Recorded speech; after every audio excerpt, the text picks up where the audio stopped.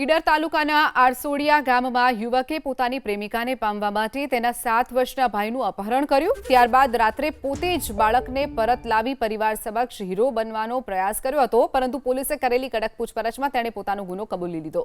આરસોડિયા ગામમાં સામાજિક પ્રસંગ દરમિયાન અચાનક 2 બાળકો ગુમ થયા હતા। ગામના જ આરોપી યુવકે ફોન કરી અને પરિવારજનોને ખોટી માહિતી આપી કે જાદર વિસ્તારથી ખેડબ્રહ્મા તરફ એક બાઇક ચાલક બાળકોનું અપહરણ કરીને ભાગી રહ્યો છે અને હું મારી બાઇક પર તેનો પીછો કરી રહ્યો છું। આ સાંભળી ગભરાયેલા પરિવારે તાત્કાલિક પોલીસ કંટ્રોલ રૂમને જાણ કરી।